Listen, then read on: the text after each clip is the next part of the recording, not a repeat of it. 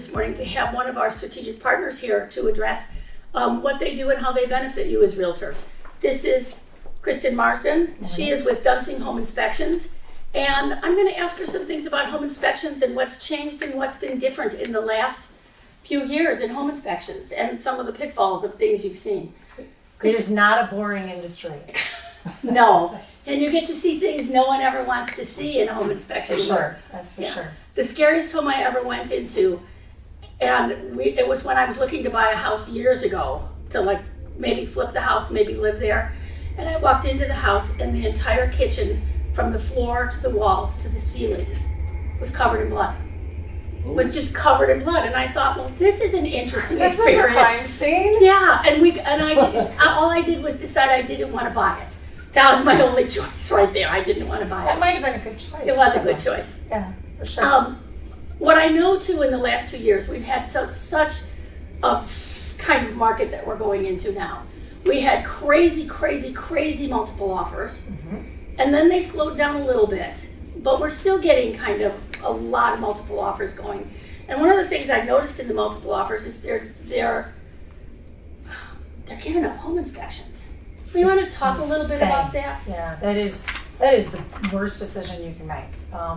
Even if you're buying the house as is, you can have a home inspection. And you just never know what might be going on. Now, we have colleagues all over the country. We're part of a larger network of inspectors, and in places like Denver and Pacific Northwest, they've been skipping. Our colleagues their numbers are way down. Fortunately, here in the Midwest, people are more practical, and they're not. So we really have had some record-setting years for business. But the few people, my own sister skipped a home inspection in Denver. Made me want to pull my hair out. But you just never know, and it's a really bad idea. So the intention of a home inspection is to help you make an educated decision. And lots of stuff you find in a home inspection isn't going to make you leave the house, but it'll help you prioritize what you want to do. It's just such a bad idea to skip an inspection. And I don't say that just because I work for a home inspector. I say it because it's the only way you can truly protect yourself and know what you're getting into. Buying a house, the cost of buying a house is just one portion of your expenses. I would agree, because you can find some really bad stuff. You can find some really bad stuff, but you can also find just some regular routine stuff. And one thing that people don't often understand is that homeowners should budget 1% to 4% of the home's value for maintenance.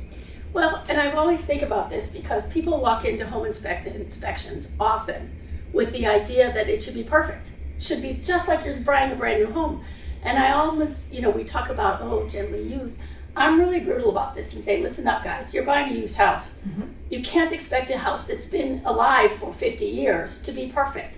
Find out what is happening in that house. Well, an interesting point, a case that example a few years ago, we inspected a $2.4 million brand new tear-down construction house in the city. Tore it to the ground, rebuilt it. $2.4 million. There was so much that was not completed correctly, that needed to be fixed. The client paid for a whole other inspection for us to come back. And that's a $2.4 million house. That's high-end construction. I would also say that even with new construction, I think people need to be very aware. Often in new construction, you'll do a final walkthrough with the builder. And if you have a good builder, the good builder is actually doing his punch list and noticing things that you as a consumer probably didn't even notice yet. But that's not always the case. So I think that home inspections are even valuable during certain periods of time. Think about how much better that house would have been had they grabbed an inspection before the drywall went up, for example. And we do a lot of drywall phased construction inspections. I think that's really important. You mentioned a final walkthrough. Everybody should do a final walkthrough. Before you close on a house, one of the things that's part of our agreement that a client signs is we will do a final walkthrough. We provide you with a checklist to go through. We have had very recently an example of a young couple bought a house that had been flipped. Turned out it was a really bad flip. And they did a final walkthrough, but they did it a week before they actually closed and moved in. And in that week, they were still working on the house. There were city inspectors in there. By the time they moved in, there was gas leak. Yeah. So a final walkthrough, literally moments before you close on the house, before you sign any paperwork, is critical. I like that. And I've always, I see this, the flip side of, there was work that needed to be done in the house. I want to go before the day of closing to see that work got done. But I also want to go back and do my final walkthrough the day that I'm closing or hours before the closing. Because it's crazy the things that happen in the real estate world. Well, and 60 days could pass, 90 days could pass before, since the inspection, the HVAC could stop working. Yes. There might be a pipe that burst, or maybe the people had a huge party and trashed the place. I mean, anything can happen. Anything can happen. So let's go back to the beginning a little bit. Tell me, with working with so I'm a buyer. Imagine I'm a buyer. What should the agent tell me as the buyer about a home inspection? The number one thing that the agent can bring to the table to help a buyer go through a successful inspection is to properly set the expectation. And lots of folks think that an inspection is designed to get money out of the seller. Yes, I know they do. That is not the intention. And that that the multi-board real estate contract specifically says major health safety issues only. So what's a major issue? Your HVAC system isn't working, your roof is leaking, there are structural issues. A safety issue could be missing carbon monoxide, missing smoke detectors. That's going to be noted as a safety issue. But here's something that is not a major issue. Missing doorknob. A lock that's not working on a window. Or even an appliance. A broken dishwasher is not a major issue. One thing that people don't understand is that the state standards in Illinois do not even require inspectors to test appliances. Now we do. Every inspector does. But it is not a major issue. So if the dishwasher is not working, you really can't go back to the seller and say, I want you to fix the dishwasher. I mean, you could try, but the real estate contract prohibits that. It's really important that agents work. We try to set that expectation when the client comes to us, but it's really important that agents work with us on that and make sure that the client understands we are not here to beat up the seller. We are here to get information so we can make an educated decision. Okay.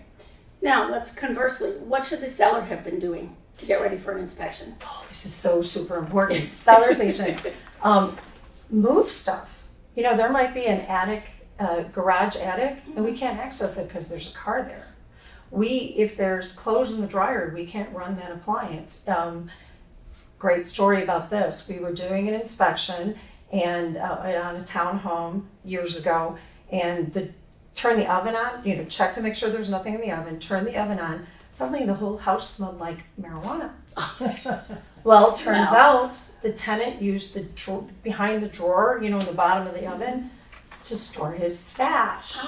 And the better part of that story is the client was a cop. Oh, that's a great story. And that was long before legal cannabis, so, stuff like that. But the number one thing that a seller's agent can do is prepare their client to, leave the house. Let them know it's going to take 3 hours.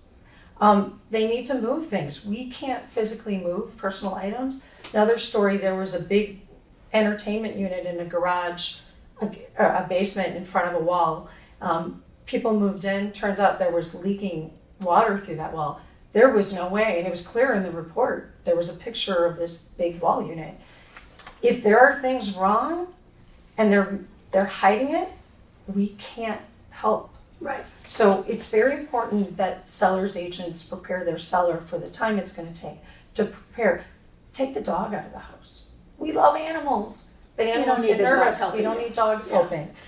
So prepare your seller for providing access. And if you've got a seller who's been in the house a long time, they're an empty nester like me, consider a pre-listing inspection. The next question I was going to ask you about is a pre-listing inspection. How does that work?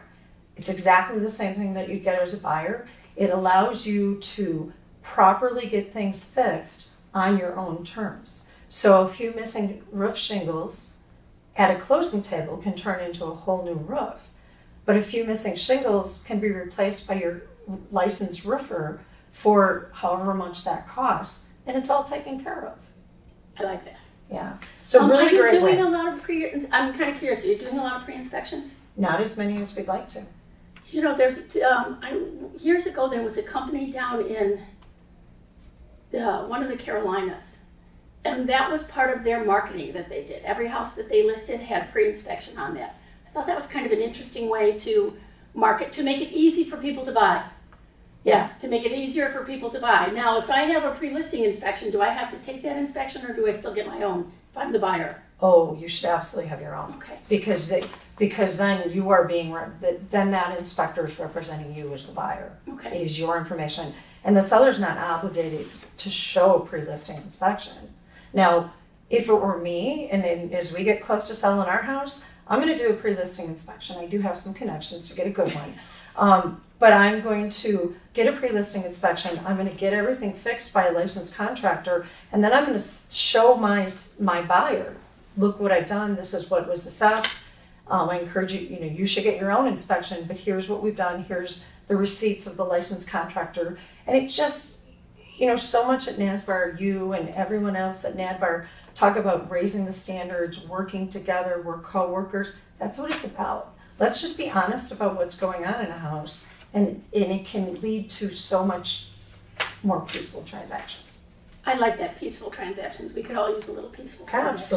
Absolutely. So we prepared the seller, we prepared the buyer. Now I get an inspection report. One of the ones when I worked up in Alaska, and this blew the deal, absolutely blew the deal. They had, on the first page of the kitchen, they had the outlet needs to be changed to GFI. Mm-hmm. Very common. 25 times. 1, 2, 3, 4, 25 times. Where they could have said, all outlets in the kitchen need to be changed. But when the client saw, oh my gosh, there's 25 things wrong already, they kind of freaked out and pulled out for that.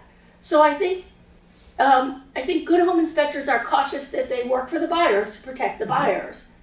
But they're also not in the business of making the deal fall apart. Absolutely not. That's such a frustrating misconception. First of all, communication matters. My title is Director of Communications. It matters. Our inspectors spend 3 to 6, anywhere between 60 to 90 to 120 days training before we ever send out an inspection. Not because they don't have the skills, but we want to make sure they know how to communicate with clients. And so obviously it should have been multiple outlets in the kitchen need to be changed. Because that's a super common thing. It's so easy too. So easy. Even I can do it. And I'm mechanically enough. Yeah. So it is really important. That's all part of the setting the expectations. So, a report is written, you're going to have a summary page, right? Really common problem is people never read past the summary page. Mm. And the summary page becomes an interpretation. Really, it's the inspector's interpretation of what is and isn't significant. Mm-hmm. Good example of that, rodent droppings. Dunsing Inspections does not do pest inspections. However, if our inspectors see rodents, they will say, noted, you should get a pest expert in. Yes. That isn't necessarily going to go under major health or safety because maybe the inspector doesn't think that's a big deal. If you come from Southern Illinois and you lived on a farm, you might think, no big deal. Or you have a cat. Or you have a cat. And you have a cat. This is not a big deal at all. So it really is, some of that is open to interpretation, and we will sometimes get a call from clients that, why wasn't this on the summary page? Well, because maybe it isn't a big deal. So it's really important you read the whole report. A good example of that is during heart of the pandemic, right in the very beginning, fall of 2020, young couple moved up from a condo in the city, which was very common during that time, bought a multi-million-dollar home on the North Shore, moved in. 6 months later, they call us and say, our dishwasher's not working. What are you going to do about it? And we looked at the report and we said, well, we see here noted on point 6.4 that your dishwasher was incorrectly hooked up and you need to have a plumber come in. And they said, did you get a plumber? And they said, no. What are you going to do about it? Well, we're going to give you the name of a good plumber. That's very nice, because otherwise I would have said, welcome to the world of home ownership. Well, that's again, what I would have said. 1 to 4% of the home value should be budgeted. People don't realize how much it costs to maintain a house. I think that's I qualified for $1 million, so I'm going to spend $1 million. No, better not, because something will. Not only that, even just the things that you want to do, things that are fine, but you will move in and say, I don't really like the pink and turquoise bathroom. Right. I don't think it's beautiful, although some people these days are finding all that 50s stuff quite lovely. But then there are people like me who already had that. and don't want it again. I don't want to do it again. I don't want to do it again, exactly. Right. All right, talk to me about what happens in a home inspection. So I can speak to the way Dunsing does inspections. Okay. Our inspectors will contact the client. So the client or the agent will call us to schedule and speak to our schedulers. It has to be a human interaction because there's lots of details that need to be figured out. And we'll get them scheduled. We try to do that within 48 hours. Our inspector will call the client typically the night before, introduce themselves, ask about their concerns. What are you hoping to get from this inspection? What's the most important piece of information? When they come, if for some reason they don't, might leave a voicemail, that the first 5 minutes when they get to a property is kind of their driveway speech, their introduction, where they're going to talk about their procedure. One of our inspectors was very specific. He said, I'm going to go through the house. I'm going to turn on every light in every room. I'm going to start on the top floor and work my way down. Please don't walk around and turn off the lights because then I'm going to get confused. But I'm going to come and give you a summary after each floor, give you the highlights. At the end, we're going to sit down for 5 or 10 minutes. I'm going to give you a summary of the highlights. And within 24 hours, you're going to have a written report. Okay. Mm-hmm. And when so we've already talked about they are not moving furniture. They are looking for the big things. Mm-hmm. The mold coming down the wall, the bucket in the driveway or the garage that has water in it. Mm-hmm. Those kinds of structural things, cracks in the foundation that go one way or another and what that means. So they're able to talk to people. I know that every now and again you get a first-time home buyer. Well, two things happen to home inspectors. One is they get a first-time home buyer and the inspector ends up being a fount of information and explaining to what a fuse is or what a circuit breaker is or how to turn how to do that. I'm not sure how happy inspectors are always to be the educator in that situation. So it's funny, we work pretty hard to send the right personality to fit that. We have one gentleman who is a retired engineer, and every time we get a nervous first-time home buyer, we send Bill, because it's like sending your dad on an inspection. Part of what we're doing is educating. We're going to show them where the shut-off valves are. That is part of our job, and we are happy to do that. But keep in mind, from an agent's perspective, the more time we take doing that, the longer the inspection takes.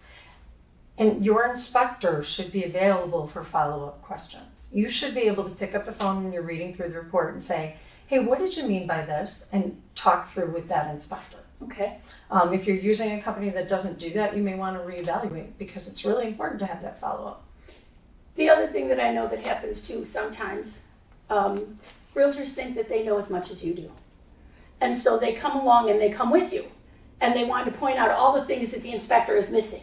Well, but the inspector missed this and the inspector missed this and blah, blah, blah, blah.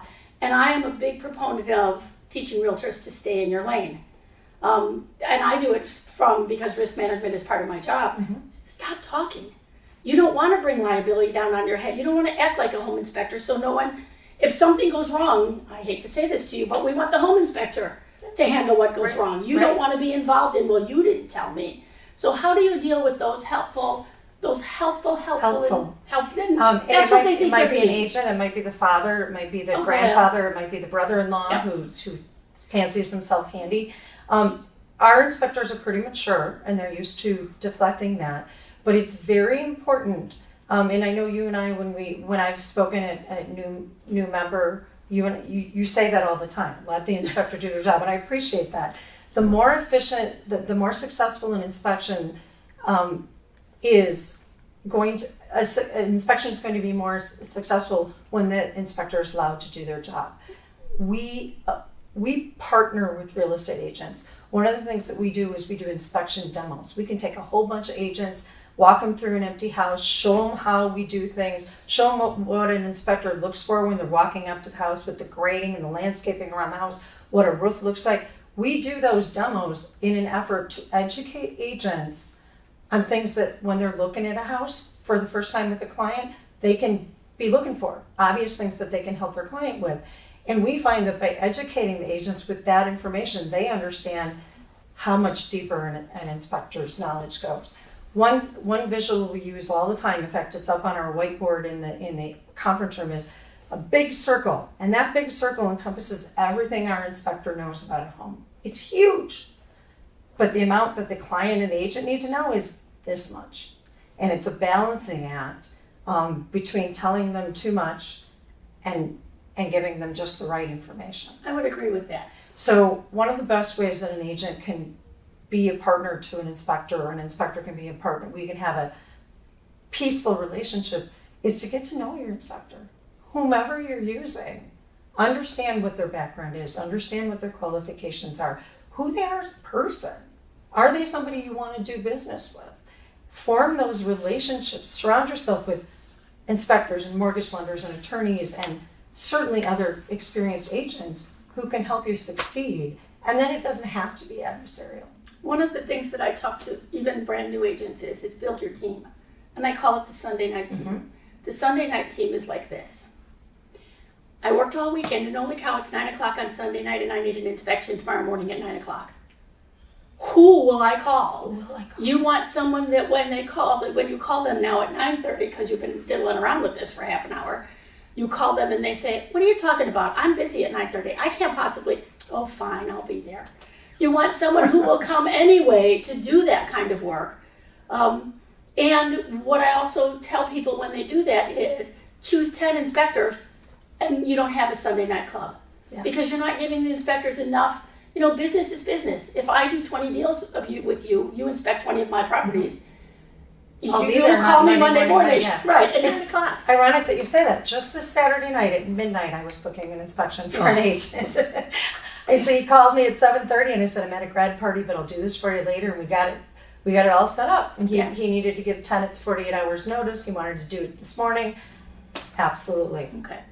What other kind of inspections? You do home inspections. What else do you do? So pre-listing inspections, we do commercial inspections. Okay. So everything up to like 100,000 square foot commercial property. Okay. Not a lot of inspectors do commercial, so it's important that I get that message out. We do specialty inspections. I mentioned the phase construction. Yes. We also do something called EIFS inspections. EIFS is exterior insulation and finishing system. Very common in the North Shore. Looks like stucco. Ah, yes. I know what you're talking about. But it's synthetic stucco. Yes. And it is beautiful. It's more cost effective. However, it can be problematic because if it's not applied absolutely exactly right, moisture can get in. And we all know what moisture does. So this is a specialty inspection. There are about 20 people in the Chicagoland area certified to do them. 3 of them work for us. So that's a good chunk of our business. That's a good chunk of business. And there are homeowners who do that every couple of years. In fact, people will call us and they're all, the inspector said this might be EIFS. I'm afraid. What should I buy this house? It's not a reason not to buy a house. If you love the house, buy the house. Just understand that every couple of years you're going to want to have an inspector come out and take a look at it as part of your regular home maintenance. Mm-hmm. That for a while was an enormous issue. I don't know who was building out in the St. Charles. Mm-hmm. Oh my gosh, it was every third house was having issues. And apparently there was some problem with the application, how the things had been applied at that. I don't hear as much. The application procedure has improved. And maybe that would make But it is all over Lake Forest, Buffalo Grove. Anywhere people put additions on, a lot. That additions, helps. But also homes built in the late 90s, early 2000s. That's when it all started. Exactly right. All right, what else do you do? We do radon testing. We do sewer surveys where we put a camera in from the clean out to look for any obstruction. We do thermal imaging, which takes a temperature picture of the structure. We do mold testing, and we do fireplace chimney scans. Okay, let's talk about mold, because I'm of the opinion that every house on the planet Earth has mold in it somewhere. It just does, because air and water, look, you have mold. Talk about some of the differences, or why one house would have, if my bathtub's got mold around it, the one that nobody uses but hardly ever. What's the difference between that and a house that has serious issues with mold? The difference really is the individual who has health issues. Okay. Somebody with asthma, someone with serious allergies, someone with a compromised immune system, mold's a big deal. I have mold in my house for sure. We don't have any health issues. Mold exists everywhere. So we do 2 different types of testing. We do a surface sampling where the inspector will just swab it. We send it to a lab, identify something that is suspected biogrowth. We also do air quality testing where we put a canister out and test the presence, the level of mold in the air. Yes, it It's kind of like radon in that it always exists. It's just, does it exist at a dangerous level? Okay. And we actually just started doing mold. We've added it in the last year because we were kind of in the same thought process. Let's just leave it to the experts. But turns out lots of people want it. And so we provide it as a service. It's a valid concern if you have health issues. And I would agree that probably it is. Do they have to do something special for the house if they're going to do that? For example, we've had our windows open for the last 2 weeks. Everyone has. Everything is blowing through my house. I'm sure that if you did an air quality test in my house, I know from the dirt I can see on my screen porch that there is just, there's stuff in my house that isn't normally in my house with the windows open. Do they have to close up the house ahead of time so you can Yeah, so interestingly enough, with mold testing, you do for radon, but for mold testing, we put a sample out, a canister outside and a canister inside. Ah, okay. And that's how mold sampling, air quality sampling works. Okay. Yeah. What else do you want to tell me today? Let's see. I talked about a final walkthrough. I think I shared most of my funny stories. The listing agent side can really be an ally in a successful closing. If the listing agent has properly prepared the seller, had them move things, had them remove personal items, not made them afraid of revealing things. Every house has a problem, and it's really important that everybody realize you're getting a used house. Mm-hmm. Even if it's new construction, somebody else built it. And so you need the buyer, the seller, everybody needs to understand that there are going to be problems. And inspectors, they're to detect, not diagnose. That's one of the taglines I use a lot.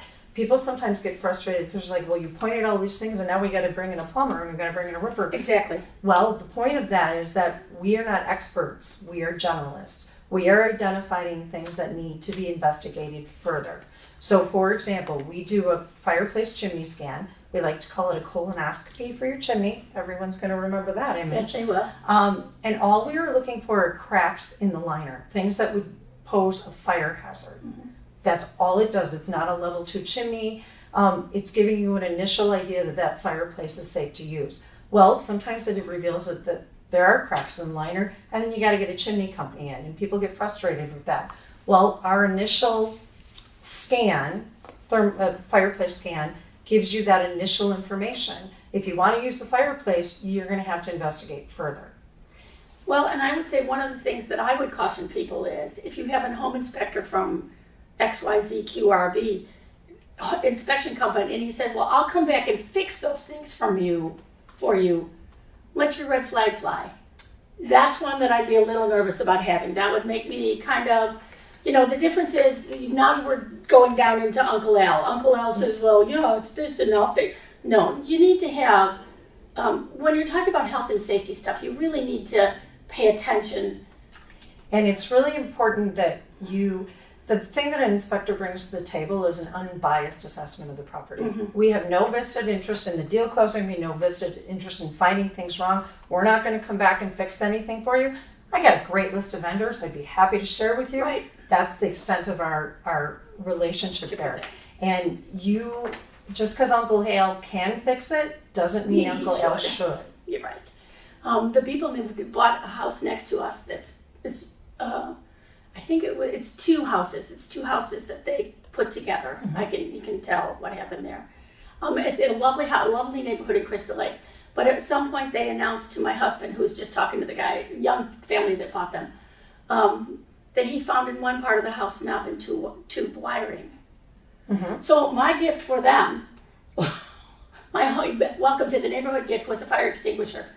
Because that, knob and tube can be safe, but it's certainly not as safe as some of the other things people have done prior to that. And especially when people this was do-it-yourself stuff. That kind of makes me nervous. Do-it-yourself stuff, it's always a good idea to look up and see if all the work done in a house was permitted. Yes. That's public information. You can go to the city and ask that. It's really important to use licensed contractors. Oh, no kidding. Yeah, no kidding. For sure. Yeah, I had a house burned down. That was just an old house. What was the origin of the fire? The origin of the fire was an old bathroom fan.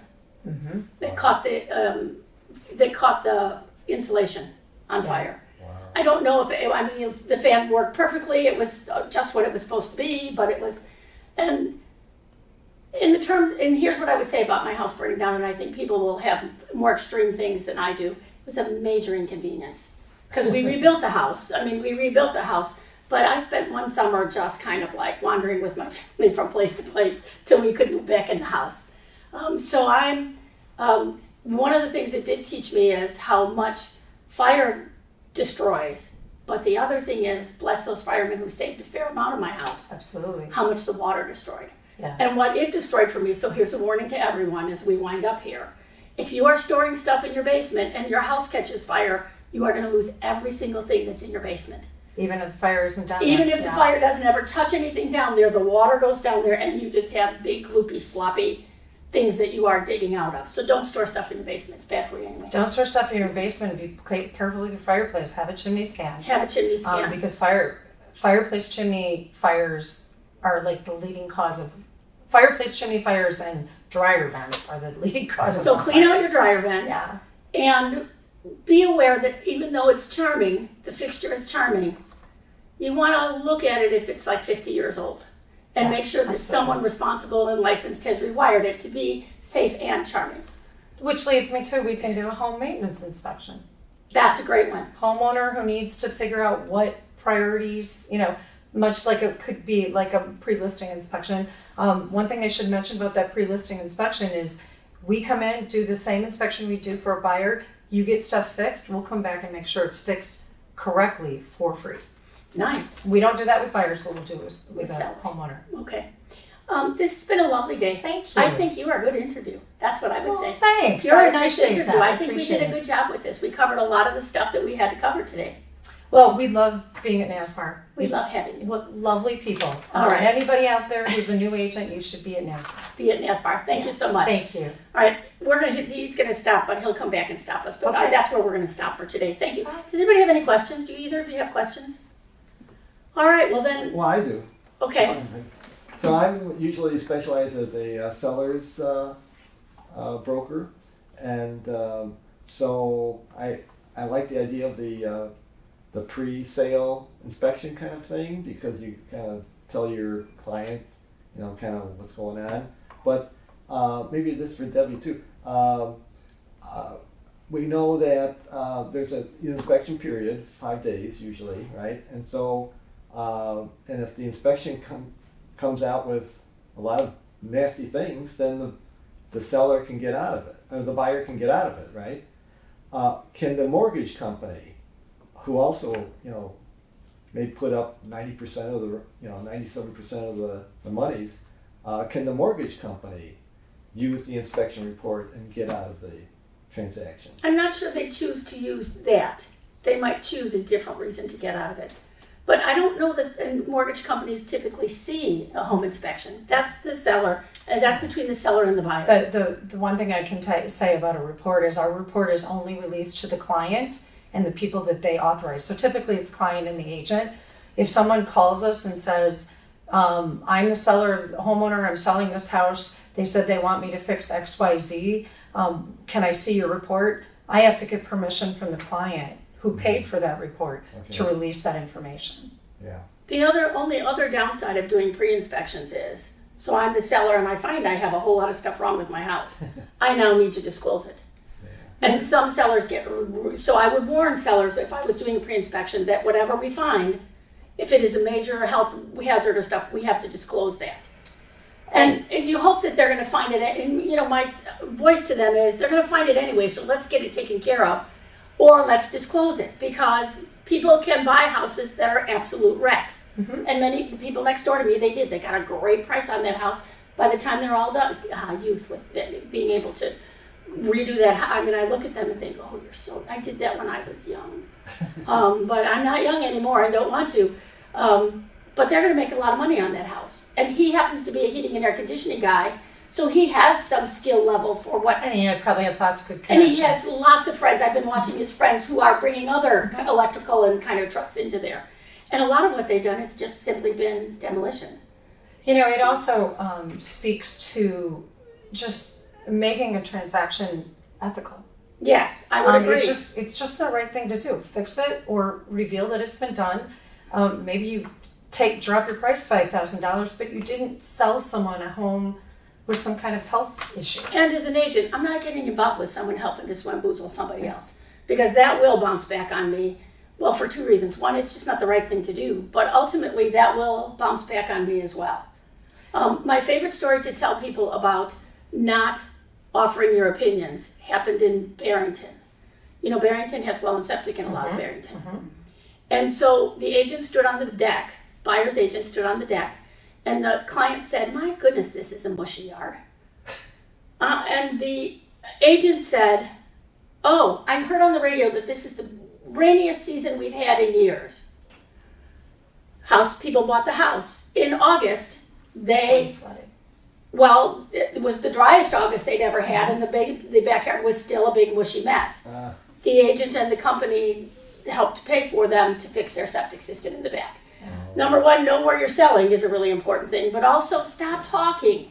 You know, I say that a lot in class too. Stop talking. Stop offering your opinions about whether this is important or not important. Let the expert offer their opinions. And let the client investigate themselves. Let them surround themselves with people that get some opinions. Yeah. This is the biggest financial investment most people are going to make. They need to be surrounded by unbiased people who have their best interests at heart. I would agree.